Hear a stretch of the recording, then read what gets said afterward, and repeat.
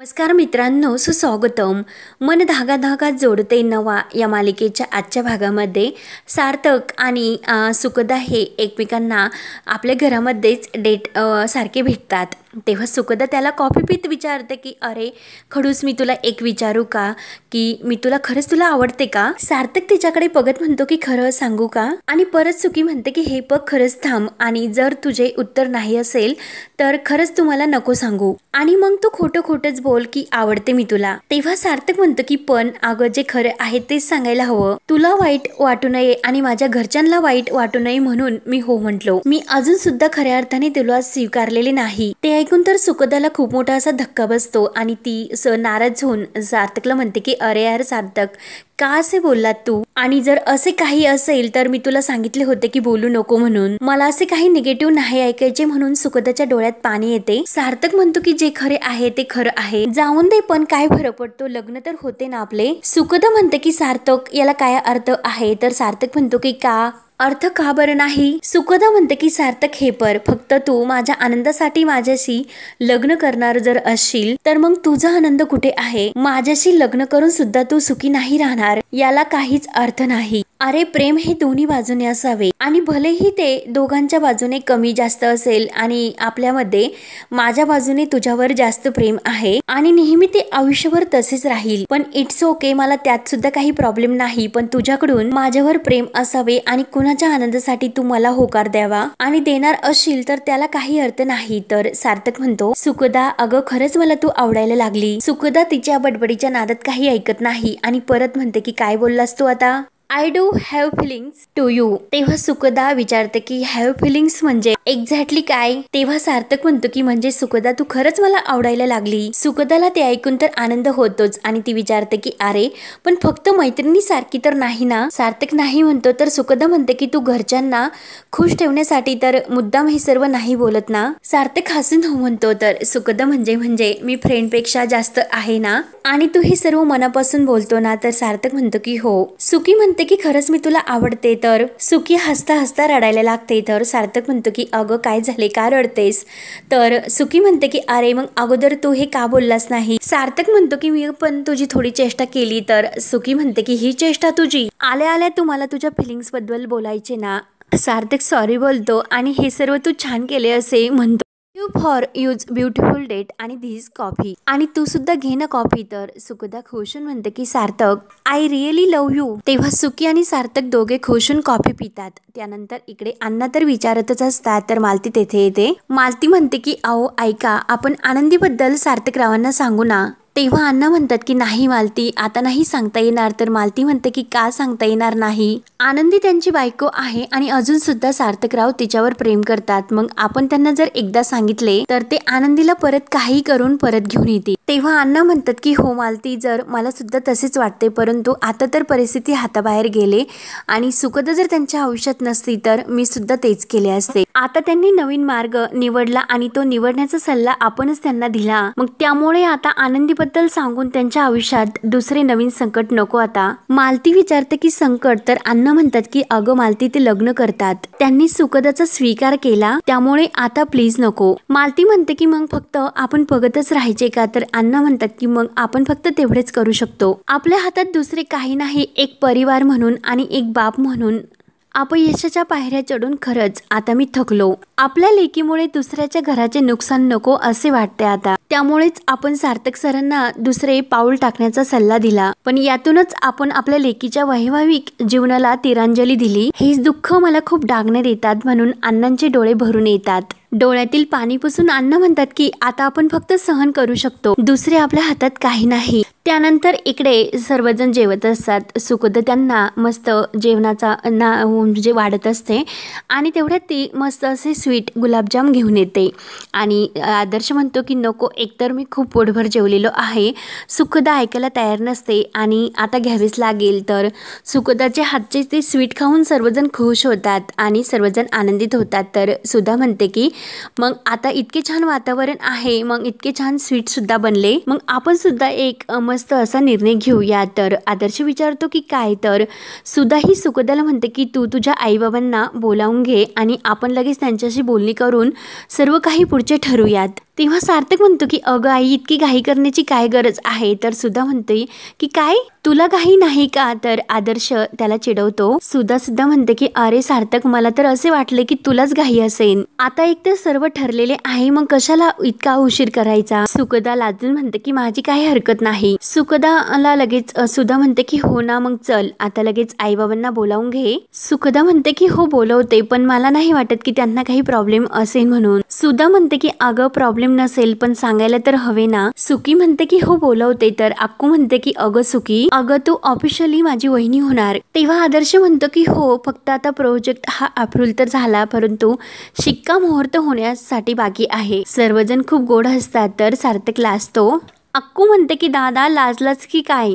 आदर्श म्हणतो की आता तर लाजणारच, कारण घरात असे रोज रोज गोड खायला मिळते आणि ते पण हक्काच्या माणसाकडून. तेव्हा अक्कू म्हणते की अरे आदर्श दादा, शेवटी पुण्याचे आणि नाशिकचे सूर तर जुळलेच. तेव्हा आदर्श म्हणतो की आता पुणेरी पाट्या ह्या ऑफिशियली आपल्या नाशिकमध्ये येणार. तेव्हा सर्वांना अगदी खूप हसायला येते. त्यानंतर इकडे शलाका आणि वृंदा तर मात्र यांना टेन्शन येते की कारण शलाका म्हणते की फक्त 4च दिवस राहिले, नाहीतर ते सार्थक आणि सुखदा लग्न करून घरी येतील आणि आपण काही करू शकणार नाही. फक्त 4च दिवस आहे आपल्याकडे, नाहीतर मग आपले आई काही खरे नाही. आणि वृंदाला म्हणते की आई अगं काय करायचे ते सांग ना. तर वृंदा तिला रागाने म्हणते की अगं तोच विचार मी करते. आता एकतर माझ्या लक्षात काही येत नाही. आणि तेवढ्यात शलाकाला एक आयडिया लक्ष देते आणि ती वृंदाला विचारते की अगं आई, त्या सुखदाचा एखादा बॉयफ्रेंड तर असेल ना, त्याला आपण शोधून आणायचे. तर वृंदा म्हणते की मला असे काही वाटत नाही, सार्थक हेच तिचे पहिले प्रेम आहे. शलाका म्हणते की अगं तुला कसे कळले. तर वृंदा म्हणते की अगं पार्टीत ती म्हटली आणि चेहऱ्यावर तिच्या स्पष्ट दिसते. आणि जरी तिचा बॉयफ्रेंड असतात तर सार्थक अशा गोष्टींना महत्व नाही देत. आणि आनंदीबद्दल सुद्धा तिला सर्वत्र माहिती आहे. तेव्हा शलाका म्हणते की आई आता तर एकतर सर्व रस्ते बंद झालेत, मग आपण काय करू शकतो. तेव्हा वृंदाच्या डोक्यामध्ये एक प्लॅन येतो आणि ती म्हणते की आता येथे सर्वांच्या उत्साहाची माती मात्र होऊ शकते. आणि जर सुखदाच्या आईवडिलांनीच या लग्नासाठी नकार दिला तर. शलाका खूप खुश होऊन म्हणते की वाव आई, खरंच काय आयडिया आहे. आणि हे पग सुखदाच्या गळ्यावर आपण असा चाकू ठेवायचा आणि तिच्या आईवडिलांना सांगायचे की तुम्ही जर हे लग्न मोडले तर तुम्हाला तुमच्या मुलीचा जीव गमवावा लागेल. राईट ना. तर वृंदा म्हणते की अगं बावळट, जरा हे शलाका आगाऊ डोकं बंद ठेव. तेव्हा शलाका म्हणते की आई मग आता काय करायचे आपण. तिच्या आई वडिलांना आपण कसे पटवायचे की तिचे हे लग्न होऊन द्यायचे नाही म्हणून. वृंदा हसून म्हणते की अगं तो सुद्धा विचार आता मी केला, ते हे लग्न होऊन देणारच नाही. साप मारायचा पण तो सुद्धा पाहुण्यांच्याच काठीने. त्यानंतर इकडे आनंदी आपल्या कामात असते आणि तेवढ्यात सुखदा तिला कॉल करते. तर आनंदी म्हणते की बोल ना सुखदा.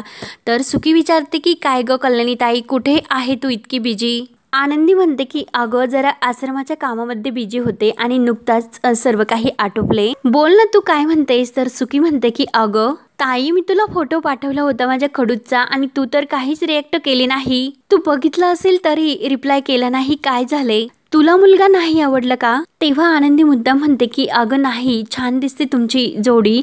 तेव्हा सुकी म्हणते की हो ना कल्याणी ताई, खरंच छान दिसते ना आमची जोडी. आणि हे बघ, तुला जर आवडला नसेल तर आत्ताच सांग, मी अजून सुद्धा निर्णय बदलायला तयार आहे. तेव्हा आनंदीला टेन्शन येते. ती म्हणते की अरे देवा, आता हिला कसे सांगू की मी फोटो नाही बघितला म्हणून, तर हिचा हिरमोड होईल आणि गाल मात्र फुगून बसेल ते वेगळेच. तर सुकी विचारते की अगं कल्याणी ताई, बघितलास ना तो फोटो. तेव्हा आनंदी म्हणते की अगं बघितलंस ना मी फोटो. तर सुकी म्हणते की मग सांग ना कसा आहे तो. आनंदी म्हणते की अगं खरंच तो खूप सुंदर दिसतो, तुमची जोडी अगदी बाजीराव मस्तानी सारखी दिसते. सुकी म्हणते की खरंच बाजीराव मस्तानी सारखी दिसते का. आणि तर आनंदी म्हणते की हो, मग आता त्याचे नाव काय आहे ते सांग. सुकी म्हणते की ओके ओके, आणि त्याचे नाव आहे मिस्टर. तर लगेच थांबते. तर आनंदी म्हणते की अगं बोलणार आहेस ना आता. आणि सुकी ही खडूस म्हणून जाते. आनंदी म्हणते की अगं सुखदा खडूस तू आहे, तू एक काम कर, उद्या त्यांना घेऊन येथे आपल्या आश्रमात ये. सुखदा म्हणते की नाही, तूच इकडे ये, कारण हा खडूस ऑफिस मधून वेळच काढत नाही, प्लीज तू ये. तर आनंदी म्हणते की अगं सुकी, तुला माहितीच आहे मी नाशिकला परत नाही येऊ शकत, आणि मी जर तिकडे आले तर आश्रम कोण सांभाळणार. त्यापेक्षा उद्या तूच त्यांना घेऊन येते आपल्या आश्रमामध्ये ये. सुकी म्हणते की ठीक आहे, हरकत नाही, मी उद्या त्याला तेथे घेऊन येते. आणि परत म्हणते की उद्या नाही, उद्या इकडे आई बाबा येणार आहात. आनंदी म्हणते की अरे वा, म्हणजे थेट आता मुहूर्त काढून ठेवणार आहे वाटतं. सुकी म्हणते की कल्याणी ताई, मला लाज वाटते, मी फोन ठेवते, बाय.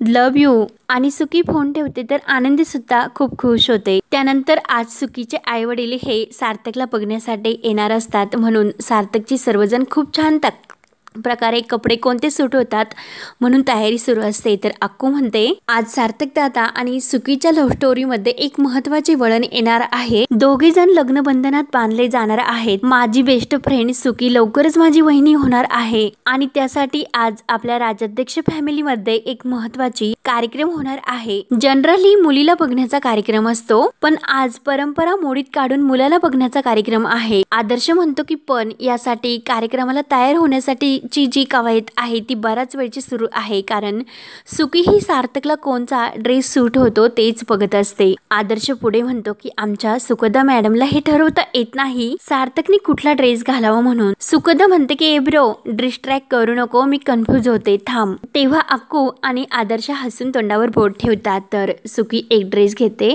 आणि सार्थकला विचारते की सार्थक हा कसा वाटतो आणि तो छान वाटतो का फर्स्ट आपण जो चॉईस केला होता तो। सार्थक म्हणतो की 1 मिनिट, मला असे वाटते मी 2 मिनिट खाली जाऊन येऊ का। पळत जातो आणि एका डिझायनरला पकडतो, म्हणजे मी जरा डिझायनर कपडे घालतो। अक्कूला मात्र खूप हसू येते। तर सुकी विचारते की काय रे सार्थक तुला मस्करी सुचते, आणि हे बघ first impression is the last impression.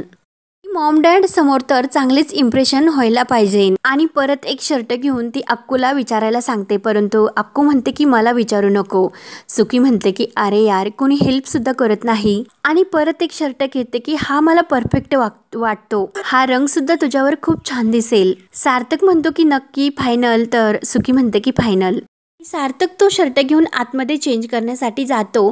तर आदर्श सुकीला विचारतो की काय झाले सुकी। सुकी म्हणते की अरे मॉम डॅड फर्स्ट टाइम सार्थकला भेटायला येणार आहेत, चांगलं इम्प्रेशन पडायला हवे, म्हणजे तो आवडायला हवा। एकतर सार्थक आवडणारच आणि सार्थक कुणाला सुद्धा आवडतो, पण बघता क्षणी त्यांना त्यांचा जावई पसंत झाला पाहिजे ना। आदर्श म्हणतो की हो हो चिल चिल सुकी मॅडम, सगळे काही व्यवस्थित पार पडेल। तेवढ्यात सार्थक बाहेर चेंज करून येतो। तर सर्वजण म्हणतात की वा वा खरंच सुकी जावई तर खूपच सुंदर दिसतो। सुकी सुद्धा सार्थकडे बघून खुश होऊन हसते। त्यानंतर शलाका आणि वृंदा सुद्धा तयार होत असतात। शलाका म्हणते की अगं आई चल ना, पाहुणे येण्याची वेळ झाली। तेव्हा वृंदा म्हणते की अगं आजचा कार्यक्रम महत्त्वाचा आहे, त्यामुळे नीट व्यवस्थित तयार होते। शलाका म्हणते की ते तर झाले, परंतु आज आपली आर आणि पारची लढाई आहे, पण आपण त्या सुकदावर मात करणारच। वृंदा म्हणते की अगं नुसती मात नाही, परंतु आज ती सुकदा मात्र कायमची बंद होणार, या पुढे ती आपल्या समोर नजर वर करून सुद्धा बघणार नाही। अशी पंगा घेतला ना तिनं, मग यापुढे तिला आता डोळे वर करून बघण्याची सुद्धा हिंमत होणार नाही।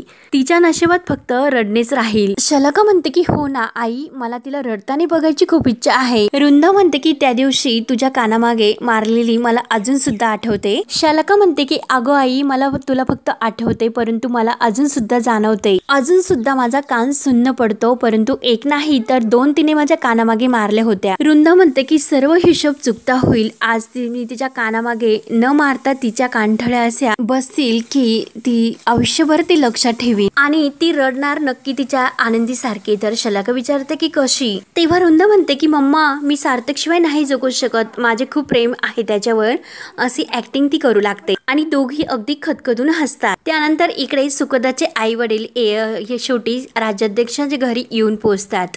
तर दोघी बालमैत्रिणी एकमेकींना भेटून एकमेकींना मिठी मारतात। सुधा म्हणते की अगं तू माझी बालमैत्रीण तर आहेच, परंतु इतक्या वर्षातून तू माझ्या घरी येते आणि ते पण पहिल्यांदा, आणि ते पण माझी बहीण म्हणून, खरंच मला खूप आनंद झाला ग। तेव्हा सुकीचे आई वडील राज्याध्यक्षांचे घर तर बघून खुश होतात आणि आतमध्ये आल्यानंतर त्यांचे छान स्वागत होते। सुकी धावतच खाली येते आणि मम्माला कडकडून जोरात मिठी मारते आणि डॅडला सुद्धा, आणि खरंच थँक्यू बोलत असते। तर विभा म्हणते की अगं थँक्यू कशाला, अजून काही ठरलेले नाही काय ओ सांगा ना। तर सुकीचे वडील म्हणतात की हो कुठे काय ठरले। तेव्हा सुकी म्हणते की हो बाबा ठरणारच आहे ना। तेव्हा सार्थक त्यांच्या पाया पडतो। तर सुधा ही आभाला म्हणते की अगं तुझी मुलगी खरंच खूप गुणी आहे, अगदी लाखात एक। ती इथे घरात आली आणि आमचे घर आनंदाने एकदम भरून गेले। माझ्या मनात तर खूप होते की इला सून करून घेण्याचं, पण मी काही निर्णय घेण्याच्या अगोदरच सुकदा ही सार्थकच्या प्रेमात पडली आणि माझ्यासाठी सर्व काही सोपे होऊन गेले। तर सुकी म्हणते की अगं मावशी